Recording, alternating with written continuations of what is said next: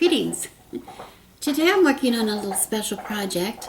It's actually a double duty. I'm putting this in my queue for my video, so you won't be seeing this until after the holidays probably. But I'm working on a special gift for somebody for the holidays, a holiday gift. But also I wanted to try to figure this out because I'm making a protection charm for traveling is what I'm doing. The person I'm making for is somebody who travels a lot by car to and from university, and also travels a lot by plane across the country, so a lot of traveling. And I want a special protection for him that he can use in his car, perhaps hang on his rear view mirror, or tuck it away, or just carry in his pocket when he's traveling, or attach it to his luggage or whatever he wants to do with it, his backpack. But I also thought if I had something like that, it would be good for me to use, that I could take into our bus when we finish with the conversion of our bus, which we aren't even starting. We won't even be starting on that until the first of the year. But we wanted protection, of course, charms for that as well. I thought this would be a really good thing to use. My difficulty with the project was I wanted it to be adaptable to a lot of situations. So, where you might think you want something short to hang from the rearview mirror, first of all, it has to be big enough to go over the rearview mirror in the first place. You want it small enough to be able to tuck into a pocket or into a glove box or something, or into a backpack. I wanted it to be a little bit adaptable in size as much as I could, and so I couldn't find anything. I wanted to use as much materials as I already had as possible. So what I ended up doing is I'm going to use some gemstones that I already have in my possession, because I do make, my bracelets that I make and wear. I also make and sell some. And this is what sort of gave me the idea. One that I make and sell is a special chakra bracelet. I have different stones to represent the different chakras. And I also have a rose quartz to draw in, and I also have some snowflake obsidian to absorb negativity. Anyway, some of the stones that are in this bracelet I could use in this charm. I thought they were a good size for what I wanted to do. Plus, I already have some of these stones, but then I wanted to match other stones to it. So these are 10 millimeter stones, which is a nice size for the bracelet, and I thought that would also be a nice size for the charm itself. So I have some of those gathered here in front of me, and I have a piece of leather cording. It's a kind of a short piece, not too, And this is where I got the idea, because I saw some bracelets being made that were adjustable. They were made by doubling the cord. First of all, they were doubling the cord, and then they put. Let me just show you. Here's a simple length of stones. They make it so that the stones are sandwiched between two cords. Where can I put that you can see it? I'm going to change the camera when I do it so you can actually see what I'm doing. But they sandwich it somehow between this way, and then secure those stones in there. There, you can see it if it's against my neck. And then they secure those stones in there. But the difficulty with that kind of a bracelet, well, this end, it's made for a bracelet that has a catch on it of some kind, either a button or a clasp of some kind, where this loop that you leave open at the end attaches to something on this end, and it fastens that way so that you have this loop. And then you end up with this at the end, or not. It depends on if you glue it into a clasp or something. You can cut these ends and glue them in. That's not what I'm doing. I don't want that heavy clasp or a button or anything like that. So I didn't really like that idea at all. So in searching on the internet, through here YouTube videos, I found some good luck feng shui necklace. What's it called? A good luck Chinese feng shui coin necklace. it uses these little coins, these little feng shui, these good luck Chinese Chinese good luck coins. I don't think you can see very well. You'll again be able to see this when there's a glare, when I show you down here, when I show you, move my camera. But, which I thought, oh, this is going to be good because first of all, there's a lot of good properties with these coins, but also the idea of this was it was an adjustable necklace, which I've made before using these adjustable sliding knots, which you can make that any length. I thought I could make that any length and make it adjustable. And then these ends, instead of being like that, would be tied, and I could make it the length I wanted. You'll see when I go to do it. So I am going to put these two together. But the other thing about the feng shui coin, the Chinese good luck coin, the person that I'm making this for is studying Chinese language. Number one, he's very interested in Chinese culture and language, which this is appropriate. But also, we just were gifted a couple bags of these coins from a friend for Yule, from Yule. So I just happened to have some of these that I could pass on. The goodwill brought to them by the person that gave me. I'll pass one on to as this gift. And that would be a way to close up the end. And that way we're going to start with the coin so that when it's hanging, it will be hanging this way with the sliding knots up here. You'll see. But this will be hanging down below my row of coins, thus. So it'll look really nice. And this is a very lightweight. I have some of these coins that are, I think they're really old and they're heavy. They're heavy like a coin, like a nickel or a quarter might be. Not maybe that heavy, but pretty heavy. These are very lightweight. So this is better if you want to hang it or you want to carry it in your pocket or something like that. You don't have that weight because we already have the weight of the beads that we're going to have. So I'm going to turn my camera and show you the beads that I'm going to make and see if I can make sense of this and tell you a little bit about why I'm using, what beads I'm using and why. So, and you can come along on this process and see if it works or not because it'll be really cool if it works. Okay, I'm going to switch my camera. Okay, I've turned it. I hope you can see now.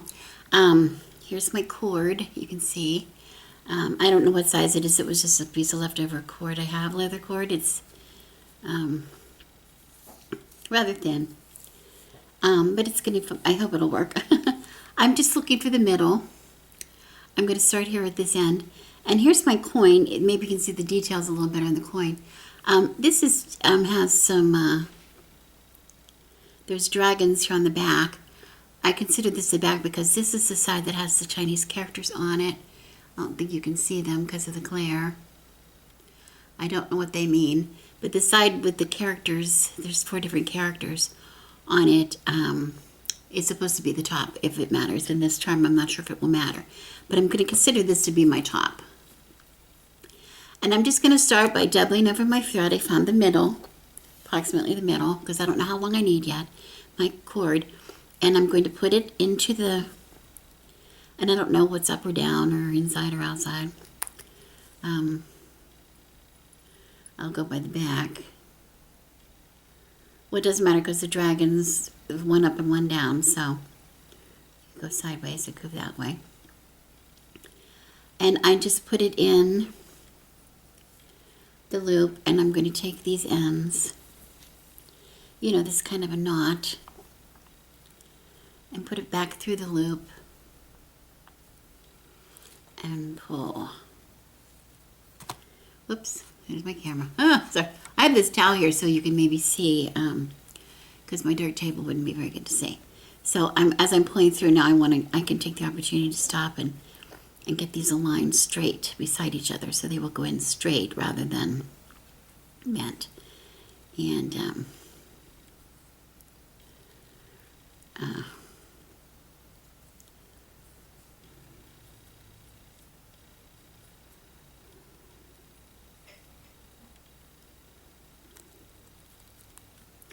And just tighten that up.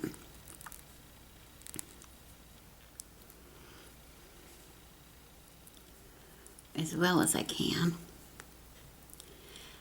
Leather, you know, once you work with it, this is a coated leather too, so it's little bit problematic. But if I try to pull one at a time, it sometimes helps.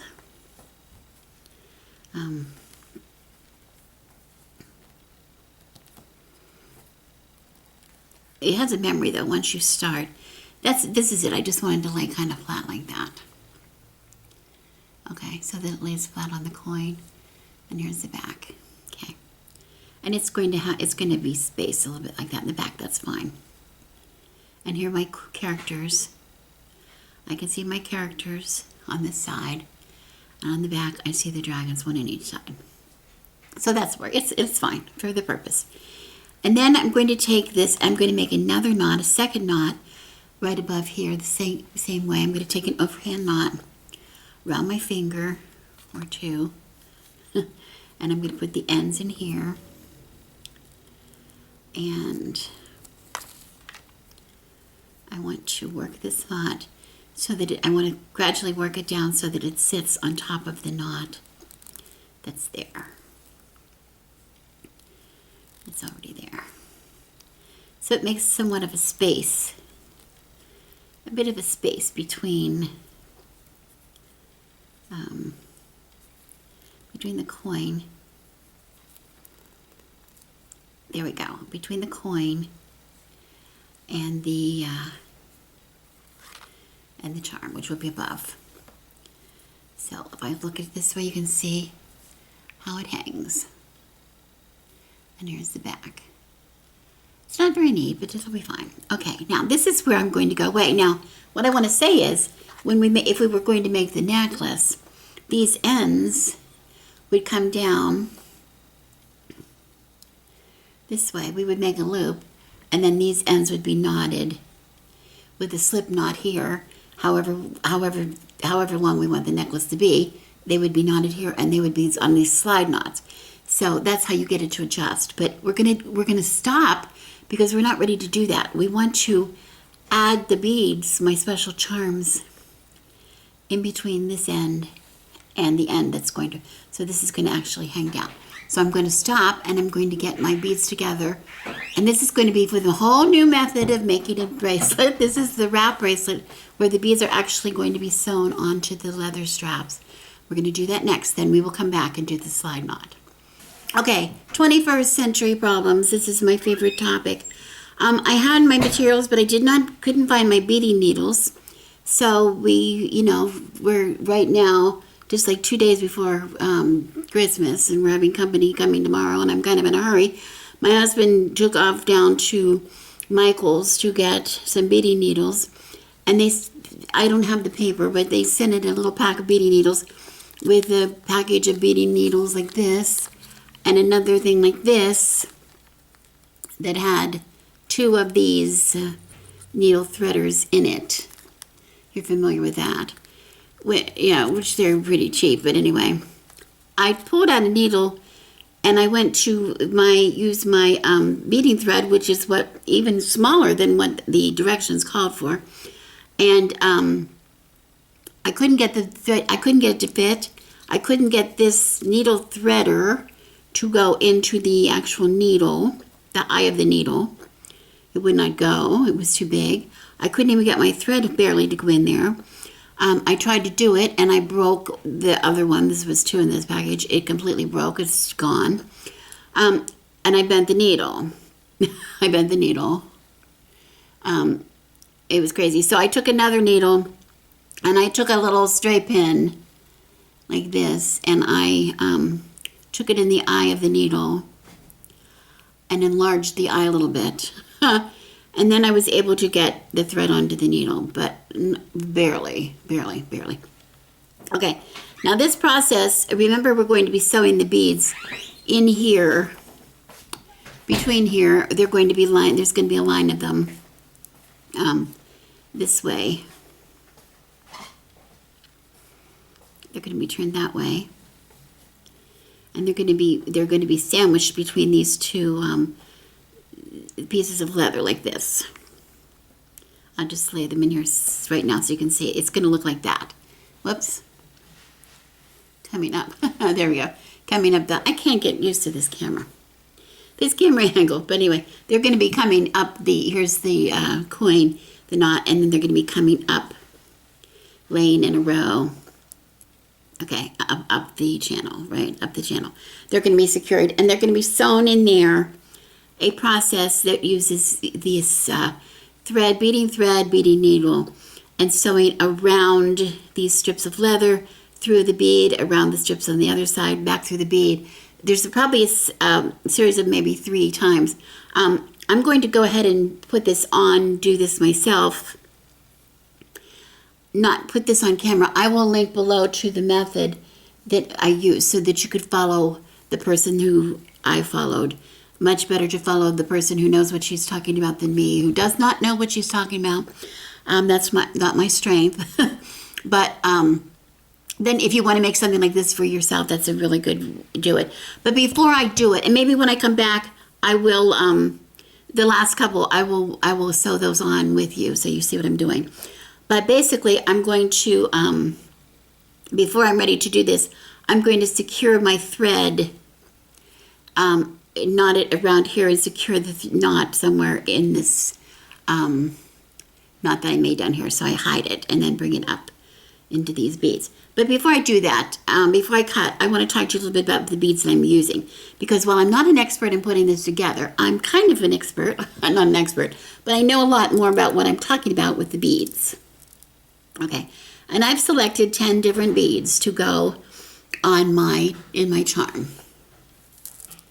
There, 10 different beads to go on my charm. And I want to tell you a little bit about what they are, and then I'm going to cut, and I'm going to sew them on, and then I'll come back and show you the end product and how I'm doing it, what I talk about at the end. But as I don't want to make this a really long video of nonsense, when you can just link to this other video and have a clearer picture of what we do.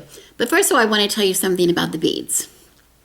I know the lighting is not great, but I'm improving it. It's a very, very dark day here, and it's late in the day. But first of all, I have the amethyst bead, which is a purple and white usually. I don't know if you can see it, purple and white, but amethyst is really good. It increases your intuition and your psychic awareness. It also helps to reduce eye strain. So on long trips when you're driving, etc., and especially if you spend all day on a computer or whatever, which this person does, it's going to help. And it's also helping you cope with things that have to be done. If you have the responsibilities, you don't feel like doing it, amethyst will help you to find the strength to do what you need to do. Get what you need to do done. So that's a really good one to put in here. I also have a rose quartz.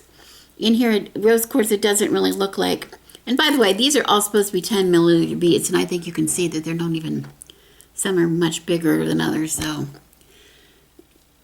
not everybody's idea of 10 millimeter is the same, just saying.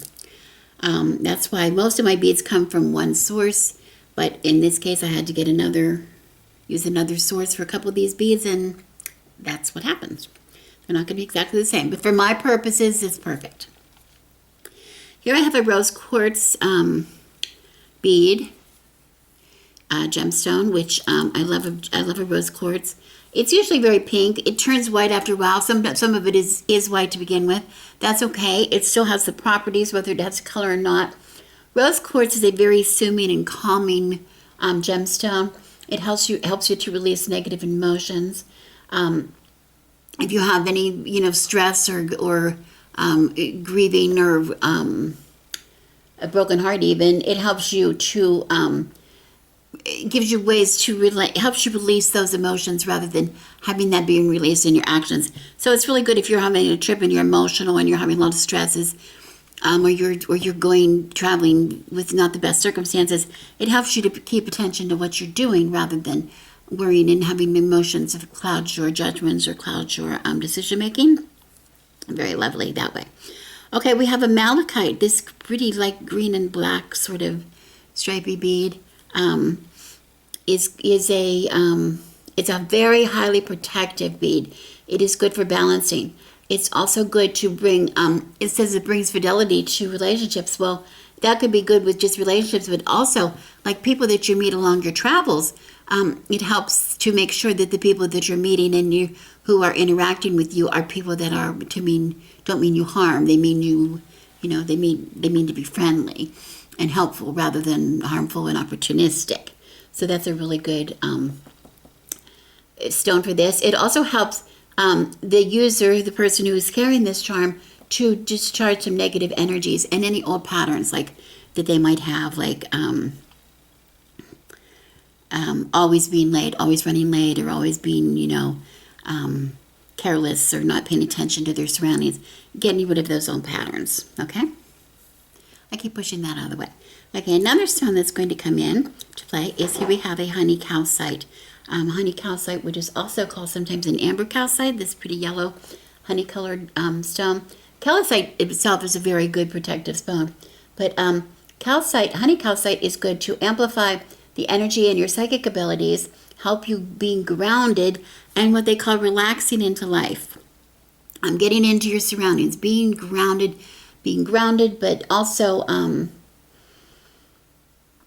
being comfortable in the surroundings that you're in, which is really important when you're traveling, that you feel at ease, you feel comfortable.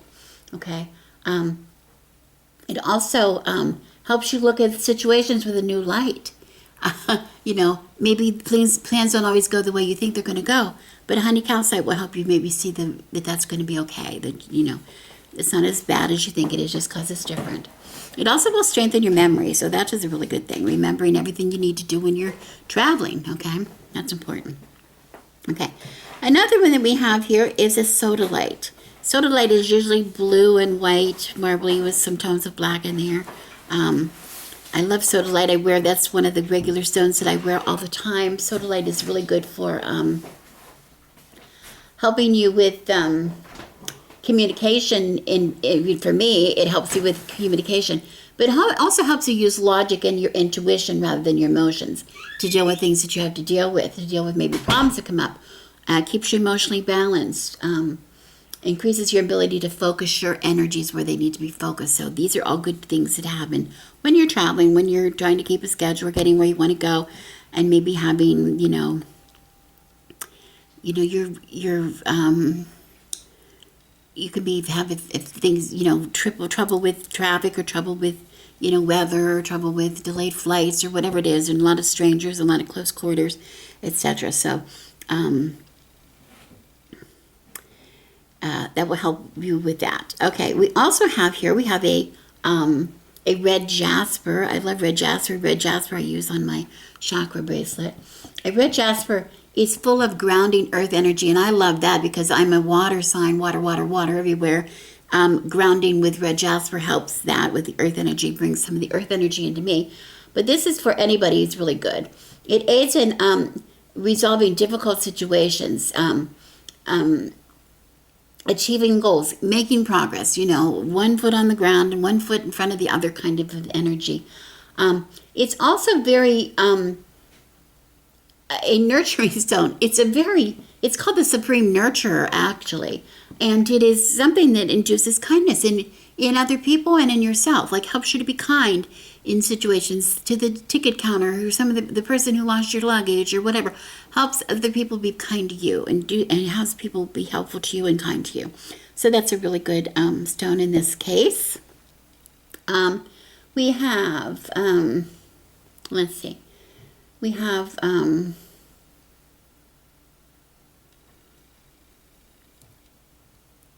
what is this one? This one is, moss agate. I wear moss agate all the time. It's greens, has pretty shades of greens and golds sometimes, and maybe some blacks in the stone. It's very good for, it attracts wealth, it attracts abundance, it attracts luck, it improves your self-esteem and calms and releases any kind of fear. If you have a fear of flying, for instance, or a fear of, traveling by yourself, or fear of, just missing a connection or going to be late, it helps you not be emotional. Try to remain steady, calm and steady. It balances the heart chakra as it relieves stress. So you're feeling having feelings of goodness is within you rather than stress, which might affect you in a negative way. Okay, we have a howlite. Oh, I started wearing howlite sort of by accident because I liked moonstone, and moonstone sometimes is not available. But a howlite has some, it's sort of similar in some properties, but with moonstone, but it's also has some really important ones of its own. Howlite it helps you calm and soothe your emotions. It brings your mental awareness to the surrounding circumstance, which is really important while you're traveling. You have to be able to just be aware of your circumstances. And it's easy when you have your mind on getting where you want to go to, not always be paying the attention that you need to pay. So howlite is a really good thing to have in this charm. It also helps to eliminate stress and tensions, which come along with the travel. No matter how much you like to travel, you still have these things happening. Okay, I have 2 more here. I have, of course, this is a real important one that I forgot to say right up front, which I will probably put close up to the top. This is a snowflake obsidian, and you see me adding snowflake obsidian. It's black with some of these gray little dots, gray spots. I wear this, I add this pretty much to all of my bracelets. Even the chakra bracelet, which I was showing you, has some snowflake obsidian on it, because it's a real good to absorb. It helps to absorb some and remove some of the negativity around you, but it also helps to balance your mind, your body, your spirit. It helps you keep focus when traveling, which is the most important thing. Anytime you go out, like I try to wear things, that's why I have snowflake obsidian on so many of my bracelets, because if I wear them out, it helps keeps me focused, keeps me, not to react emotionally again. And finally, the very last one that I chose to put on there, which I really love, is tiger's eye. That's golds and browns. It's really pretty. I wish the light were better. You could see how the colors reflect in this. But it's really lovely. A tiger's eye. First of all, one of the reasons I put this on here, it came to me when I was thinking about the coin. This is the year of the tiger in Chinese New Year, but a tiger brings the energy from the sun in. It helps to bring brightness and optimism into any situation and shine insight onto problems that you might have. It's a very good, lucky, and prosperous stone. Whoever carries it, it acts as a talisman against bad luck, against curses. It helps to manifest ideas into reality. And it is a very strong protection stone, especially for traveling, which is exactly what we're talking about. So I'm going to put that one's going to be right here. The tiger's eye is going to be the first one that I put in when I go to sew them in. There we go. So I'm going to start. I'm going to break my camera for a minute. Break the camera. I'm going to stop the camera for a minute. Break here is what I meant to say. I'm going to try to follow along my video here and follow her along to sew them in. And then when I get up further, I'll come and show you. And then I'll show you how to do the slip knot at the end. I don't want to make this too long of a video because you don't want to see a long video for me right now. Okay. But I'll be back. Okay, I have it pretty much done. And I'm not going to show you how to do the slip knot, but I want to show you what it does. You see, it closes up tight, but if you want to slip it over something, you can open it up that much. You can open it up as much, it depends on how, and then slip it shut. And I want to keep doing that just to get it, kind of prime the pump, so to speak. But anyway, I don't need, these nuts on the end are to stop it. So I'm just going to cut a little bit off of here. Don't need those ends. Now, you might be wondering, the secret to this, see, it's really kind of crooked. The secret to this, I'm not kidding you. I am not kidding you. This has been a very stressful, very stressful thing for me. It should be relatively easy, but I have to say, this is Scotch, by the way. Yeah, it's that kind of day. It should be relatively easy to do, except I am trying to do this in a hurry because this is where I do things. I have company coming tomorrow, and I've got a lot to do. I've got some more baking to do. But anyway, I'm very pleased. I have to say I'm very pleased with it. You can maybe see the stones lined up here better. Now I have it. Tiger's Eye, Red Jasper, Howlite, Amethyst, Malachite, Honey, Calcite, Sodalite, Moss Agate, and